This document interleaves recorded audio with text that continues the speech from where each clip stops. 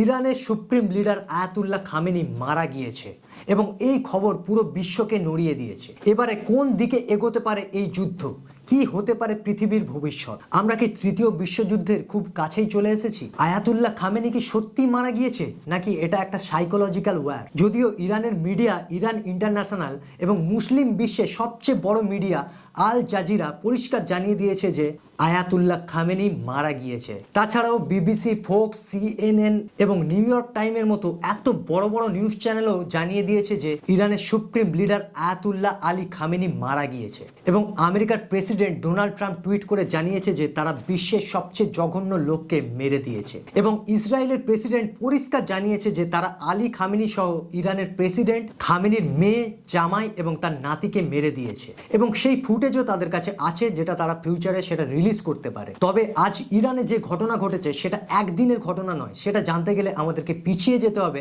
আজ থেকে 3 বছর পিছনে। 7 অক্টোবর 2023, যেখানে হামাস ইসরায়েলের ওপরে একটা ভয়ঙ্কর টেররিস্ট অ্যাটাক করে, আর হামাসকে চালায় ইরান। আর সেই কারণেই ইসরায়েল সরাসরি ইরানকেই ব্লেম করেছিল। আর তারপরে থেকে ইসরায়েল এটা ভেবে নেয় যে তারা ইরানের প্রক্সি ওয়্যারের ডান হাত বাঁ হাত হামাস, হিজবুল্লাহ, হুতি এদেরকে পুরোপুরিভাবে ধ্বংস করেই ছাড়বে। এবং সেই কাজে লেগে পড়েছিল লাগাতার ইসরায়েল এবং ইসরায়েলের এজেন্সি মুসাদ। আর তারপরে 2024-এ ইসরায়েল সিরিয়াতে ইরানের এম্বাসি উড়িয়ে দেয় এবং ঠিক তারপরেই ইরান ইসরায়েলের ওপরে শতাধিক মিসাইল দিয়ে হামলা করে এবং এখান থেকেই তারা জড়িয়ে পড়ে ডাইরেক্ট যুদ্ধে। তারপরে 13 জুন 2025-এ রাত 3:30 নাগাদ ইরানের 10টি জায়গা কেঁপে ওঠে। ড্রোন এবং এয়ারফোর্সের মাধ্যমে ইরানের 10টি জায়গাতে ভয়ঙ্কর হামলা করে, যে হামলাতে ইরানের প্রধান 20টি লিডার মারা যায় এবং 6টা নিউক্লিয়ার সায়েন্টিস্ট মারা যায়। তার কারণ ইসরায়েল কখনোই ইরানকে একটা নিউক্লিয়ার কান্ট্রি হতে দিতে চায় না। কারণ ইসরায়েল এটা মনে করে ইরান যদি একটা নিউক্লিয়ার কান্ট্রি হয়ে যায় তাহলে সেটা সরাসরি ইসরায়েলের বিরুদ্ধে একটা এক্সিস্টেন্সের থ্রেট। তবে এর পরে থেকে তাদের মধ্যে একটা সংঘাত লেগেই থাকে। ইরান জানায় যে তারা ইসরায়েলকে ম্যাপ থেকে পুরোপুরিভাবে মিটিয়ে দেবে। কিন্তু এই শতাব্দীর সবচেয়ে ভয়ঙ্কর ঘটনা ঘটে 28 ফেব্রুয়ারি 2026-এ।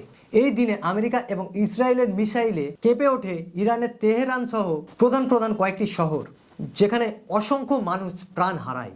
কিন্তু এই মিসাইলগুলোর মধ্যে একটি মিসাইল আঘাত আনে ইরানের সুপ্রিম লিডার আয়াতুল্লাহ খামেনির বাসভবনে এবং এই অ্যাটাকে ইরানের সুপ্রিম লিডারের মৃত্যু হয় এবং তার সাথে মৃত্যুও হয় ইরানের প্রেসিডেন্টেরও। এবারে প্রশ্ন ওঠে ইরানের ভবিষ্যৎ কি হবে?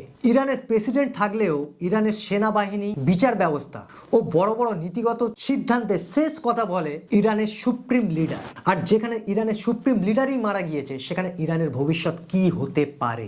এখন অ্যাসেম্বলি অফ এক্সপার্টই ঠিক করবে ইরানের নতুন নেতা কে হবে। তবে এখানে অনেকগুলি প্রশ্ন উঠে আসে।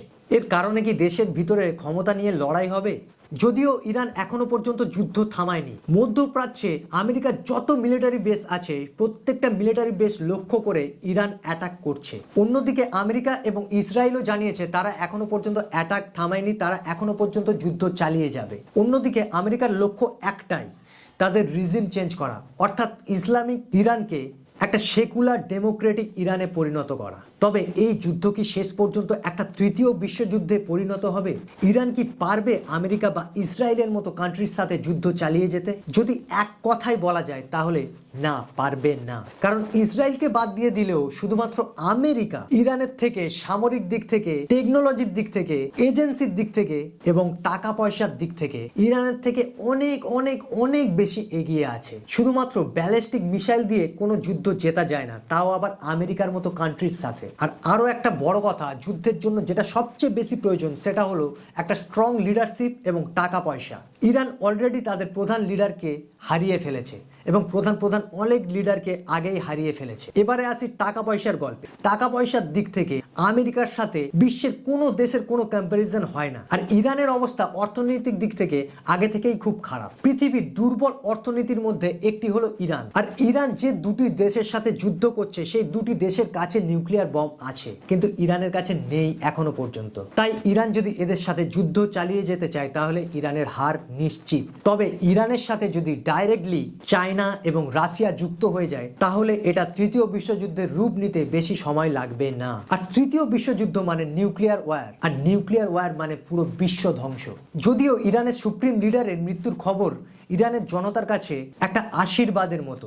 তারা এই খবর পেয়ে সেলিব্রেট করতে শুরু করে দিয়েছে অলরেডি। আর তাদের এমনটা করার সবচেয়ে বড় কারণ হলো ইরানের সুপ্রিম লিডারের অত্যাচার। ধর্মকে সামনে রেখে তিনি তার জনতার ওপরে যা যা অত্যাচার করেছে, সেই অত্যাচার তাদের জনতা আজ দিনে আর মেনে নিতে পারে না।